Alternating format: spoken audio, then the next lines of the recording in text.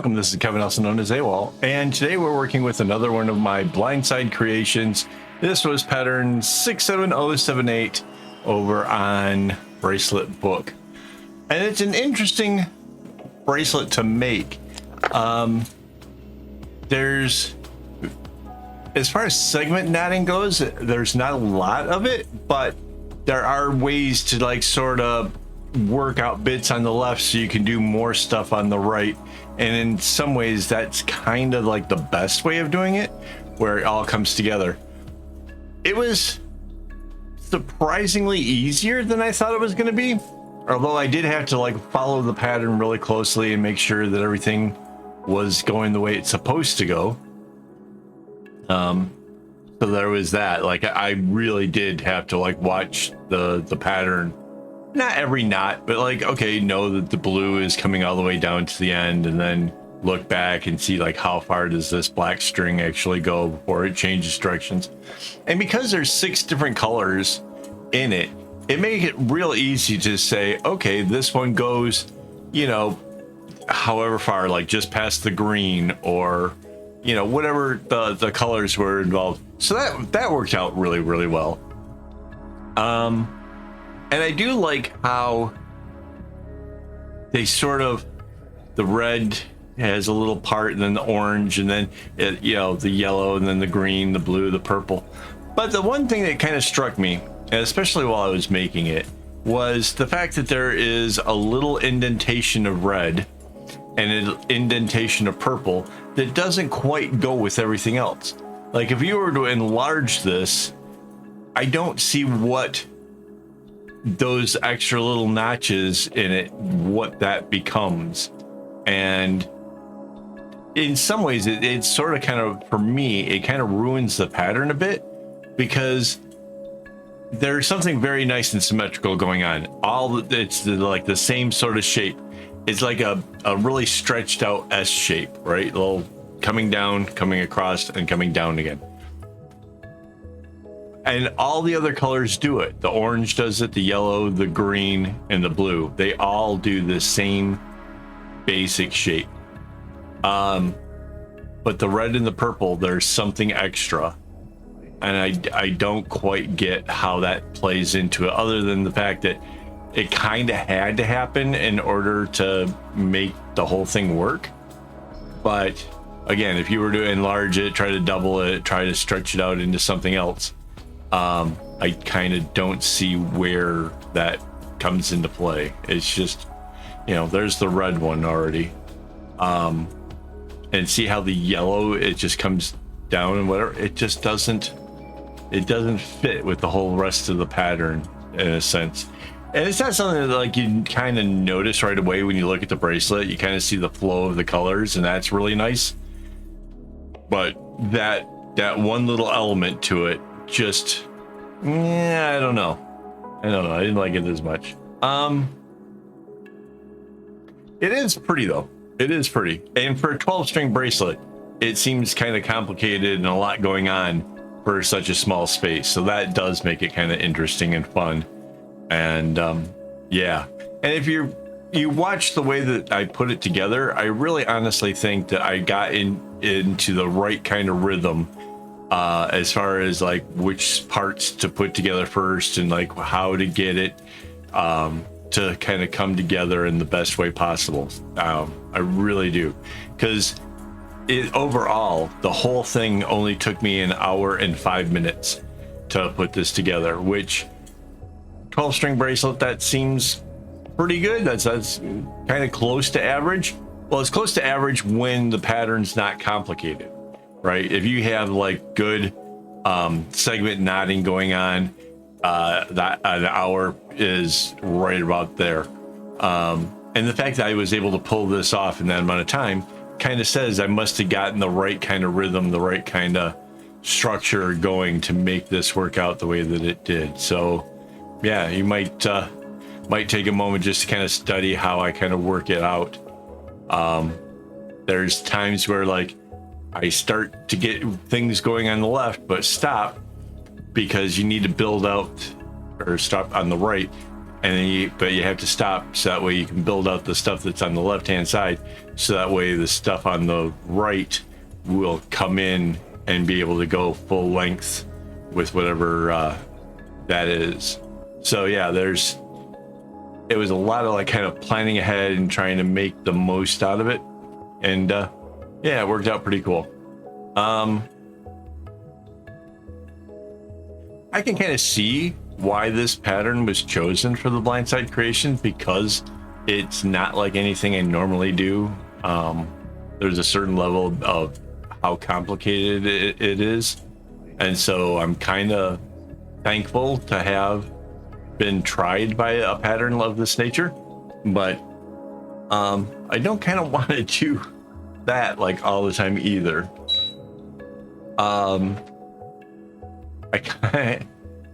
You know what I mean? Like, I would love to find some patterns that are like way more up my alley and that I have a lot more fun with and don't take as much concentration. Mind you, I've been trying to get over a cold here for a little while, and concentrating and working on this took a lot of energy out of me. Even now, like right now, like doing this voiceover, I feel like my voice is just not quite the normal me, and it's got everything to do with all of the meds and the steroid inhaler and everything else I got going on. So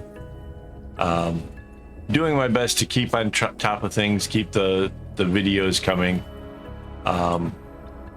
So hopefully I don't sound too bad. Yeah, this one was not made on the live stream. This was, you know, me just here in the office throwing it together, watching videos and tying knots.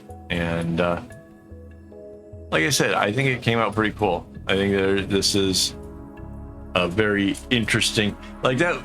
Like, even when I first showed it to Mandy, she's like, wow, that is pretty interesting. You know, and I think that's fair. Like, it's kind of different, and it turns out pretty. So, and for 12 strings, that's not like, shouldn't take you very long to do, even if you're like don't follow along with the same kind of structure as I did. It'll still kind of finish up kind of quick.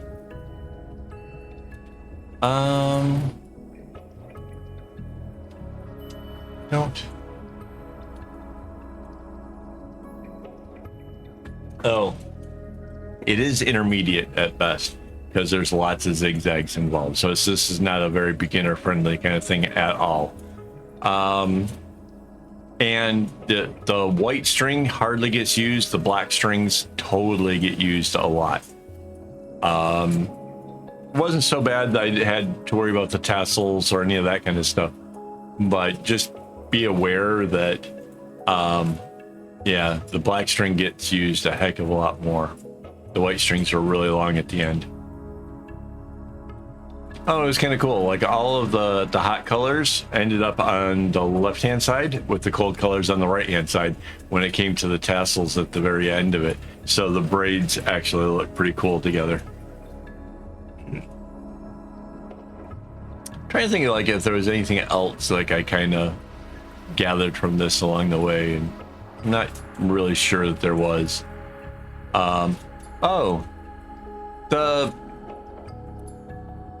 When looking at it from a distance, right, the hot color seems to pop a lot more because of the black string, and the cold colors sort of don't quite pop as much because they are cold colors and black doesn't make it highlighted. I am kind of wondering what this would have been like if we had changed the two sets, right? If everywhere there's black, if those were the ones were white, and those little dots that are in there, if we had made those black instead, how much different would this thing have looked? Oh, it's really weird. There's a smell of smoke in here. I don't know if that's pulling air out from outside or why, but like, I just turned on the air conditioner because it's really, really warm. And it smells like burnt leaves.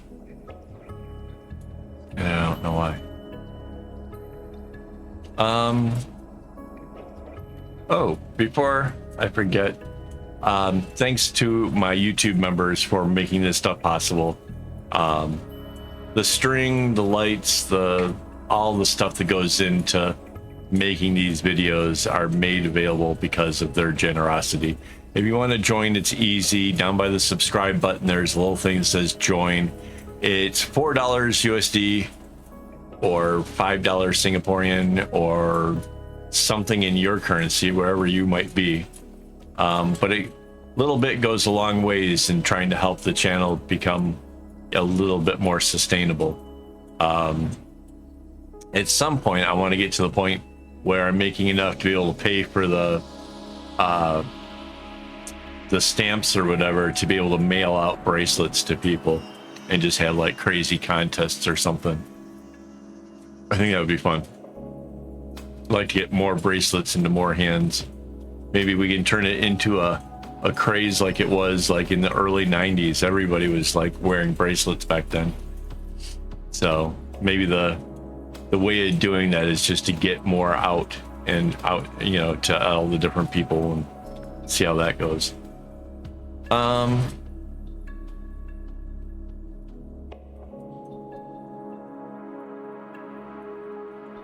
It is really pretty. I really do like it a lot. So, oh, and by the way, it was my new craft who is the one that submitted this in. So, if you haven't already, go check her out over on Instagram. She makes a lot of really nice bracelets, and she's working on like a case for her laptop, which is huge, right? That's some pretty big project. So she might need a little encouragement to get to working on that again. I don't think she was quite ready for something quite that big. Well, talent-wise, I think she was completely ready. I think mentally, knowing like the fact that these things go on for so long, like that's the other part. That's a trick that basically for me, especially with my ADHD, I have to get myself convinced that like just finishing a row is like, woohoo, we did a row. And then, you know, because if the only thing that's going to make you happy is the actual completion, you got to go a long time before you feel a sense of congratulations. That's the hard part. But if you can have little happy parties over every little bit that you do, it seems to go a lot easier, a lot faster. So just a tip if you try to get into making projects that are much bigger, because yeah, I can't imagine how else I could have gotten through my big project, which is 5 foot wide. Yeah, if I wasn't just getting excited over every little square that I put into it, I would have never made it through. So yeah.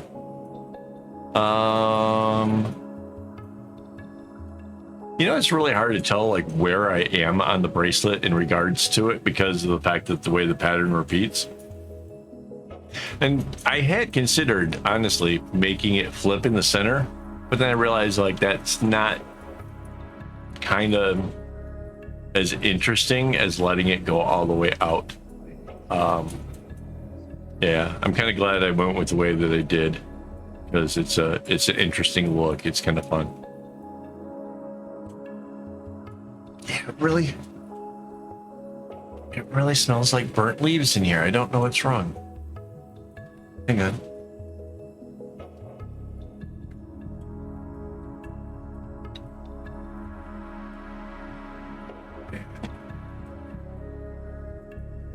I was gonna send a text message, but I realized I can wait.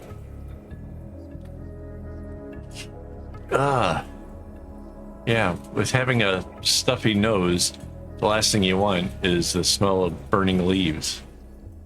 Just feels like it's gonna irritate me even more. I think that's about all I have for you guys. Like, I honestly, it's a case of if you just follow the pattern closely, it turns out the way it's supposed to turn out, and it's not bad. It's a pretty bracelet. I think you think that's kind of the gist of it. Normally though, I would say that you'd work a lot closer to the clip. I do this so that way you guys can kind of see the pattern and kind of see what direction things are going in. But other than that, yeah, see, closer to the clip, easier. It makes it come out straighter and neater. So that's it for now. I'm gonna try another blindside creation again tomorrow. Tomorrow or yeah. Well, for me it'll be tomorrow. I don't know when the next video gets scheduled for. Oh, here's the end. Those are the strings coming off the end over on the side. Yeah. But yeah, kind of excited. I want to get some more work done. I've been, like I said, I've been really sick for about a week now and kind of not been doing a whole lot of videos or anything. And it kind of feels good to be back in the swing of it. So this was a fun one to kind of kick it off. So there you go. All right, guys, have a good one. Hopefully you enjoyed this. And as always, don't get your strings in a bunch.